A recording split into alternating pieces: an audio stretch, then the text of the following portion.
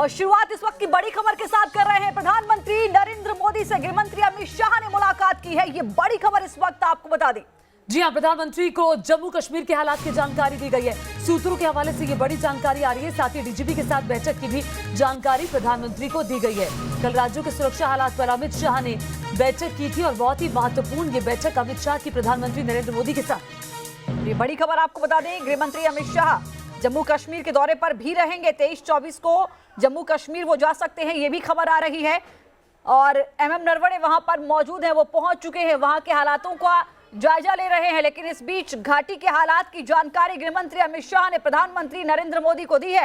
ये बड़ी खबर आपको बता दें, पिछले दिनों से लगातार जिस तरीके से टारगेट किलिंग की घटनाएं सामने आ रही हैं, उसके बाद आईएसके का कबूलनामा कहीं ना कहीं वो सामने आ गया। वो मैगजीन के जरिए जो तस्वीरें दर्शाई गई वो बता रही हैं कि पाकिस्तान की खुफिया एजेंसी आईएसआई किस तरीके से इस्लामिक स्टेट खुरासान को कश्मीर में आतंकवाद बढ़ाने के लिए किस तरीके से मदद कर रही है। ताजा हालातों को लेकर गृह मंत्री और प्रधानमंत्री की मुलाकात बेहद महत्वपूर्ण हो जाती है। संवाददाता विकास इस वक्त हमारे साथ जुड़ रहे हैं। विकास, इस पूरी मीटिंग को लेकर क्या कुछ जानकारी है आपके पास?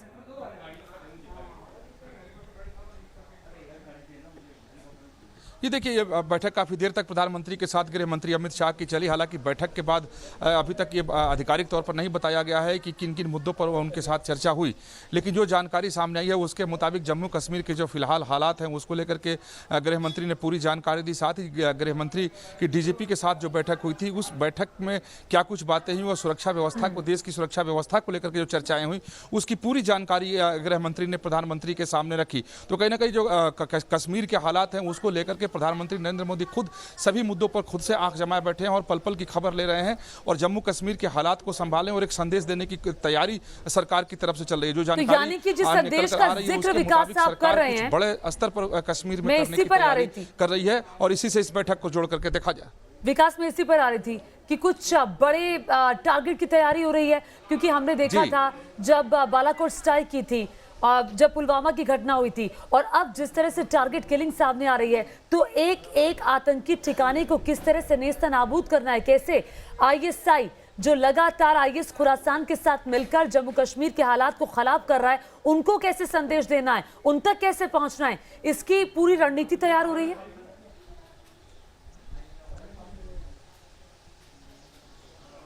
जी बिल्कुल, देखिए जिस तरीके के हालात अभी फिलहाल जम्मू कश्मीर में हैं और सरकार इसको बहुत बड़े चुनौती के तौर पर स्वीकार कर रही है। खुद प्रधानमंत्री नरेंद्र मोदी से चुनौती के तौर पर स्वीकार कर रहे हैं, क्योंकि धारा 370 खत्म करने के बाद से जो हालात बदलने की कोशिश वहाँ केंद्र सरकार की तरफ से और प्रधानमंत्री नरेंद्र मोदी की तरफ से की गई, और जो अब आतंकी वारदात की वजह से जो वहाँ माहौल बन रहा है, तो इस माहौल की वजह से आगे और स्थिति खराब ना हो जाए। जो अब तक जो जम्मू कश्मीर नियंत्रण में आया था, वहाँ जिस तरीके से भारत सरकार की स्थिति मजबूत हुई थी, विकास कार्य तेज हुए थे, उसमें कहीं बट्टा ना लगे, क्योंकि सरकार ये मानकर चल रही है कि अब आईएसआई जो है और आतंकवादी हैं, वहां जो भारत के द्वारा किए जा रहे विकास कार्य हैं, मुख्य धारा में जो लोग जुड़ रहे हैं, उनको तोड़ने के लिए वो लग गए हैं कि अगर ये लोग मुख्य धारा में जुड़ गए और विकास कार्य इसी तरीके से चलता रहा तो जो 70 साल से वो करते आ रहे हैं उसमें वो नाकामयाब हो जाएंगे। यही वजह है कि अब सरकार के सामने भी इस बात की चुनौती है कि वो चाहती है कि एक बड़े स्तर पर संदेश दिया जाए ताकि लोगों में विश्वास बहाली हो सके, क्योंकि जो एक विश्वास वहां बहाल हुआ था 370 खत्म होने के बाद, और सरकार जिस एक्शन में वहां पर आई थी